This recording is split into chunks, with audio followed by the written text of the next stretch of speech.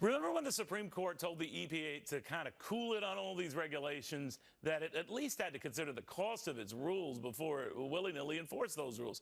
Well, now the head of the EPA just said, no, kind of. But West Virginia's Republican Senator Shelley Moore Capito says, not so fast. Senator, always good to have you, but effectively what the EPA administrator said is, well, we're still going through with some of this other stuff. The Supreme Court be damned. I think I'm getting to the gist of her take on this. You can't do that, can you?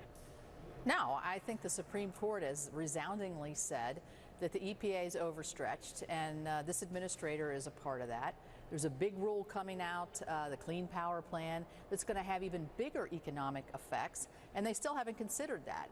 So I think it would be strike two for the EPA, but worse than that, the damage that was done by this first rule, if the EPA moves on, could be even further damage before the court would even have a chance to rule on this. All right, so in other words, you can force whatever you want and then go ahead and take a risk with the court, but by that time, this whole administration is out of there. Now, the EPA chief, Gina McCarthy, was saying this about that court ruling, that last week's ruling, I'm quoting here, Senator, will not affect our efforts. We are still on track to produce that plan this summer, and it will cut carbon pollution that is fueling climate change from power plants. That does not sound like a woman who's sort of easing up on this whole cost issue and weighing that into issuing regulations as to how much you're going to enforce those regulations.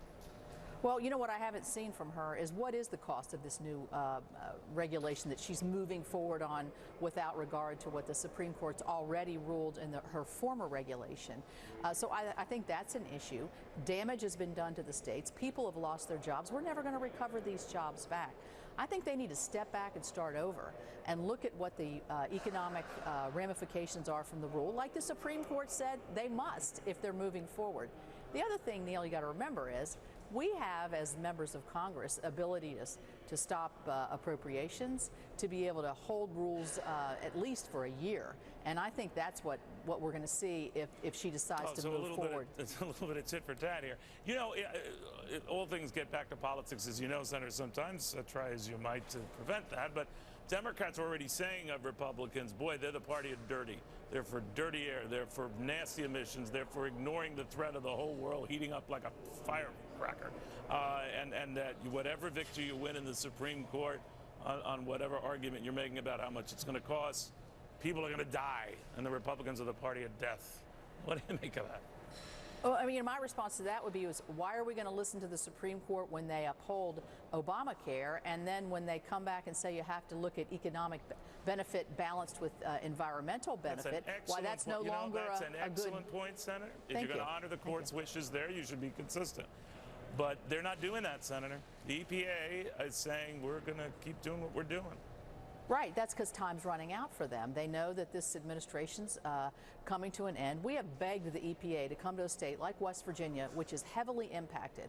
And basically, they've turned their nose up at us because they know that we've got lost jobs, communities that are shutting down, our power prices are going up. You know, there's real cost to what they're doing. We're saying let's balance this. We're not saying no clean air. We want clean air. We want clean water. It's as important to me as it is to anybody in the United States or probably on the globe.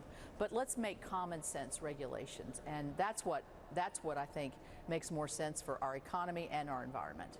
Senator, good seeing you again. Thank you for stopping by. Thank you.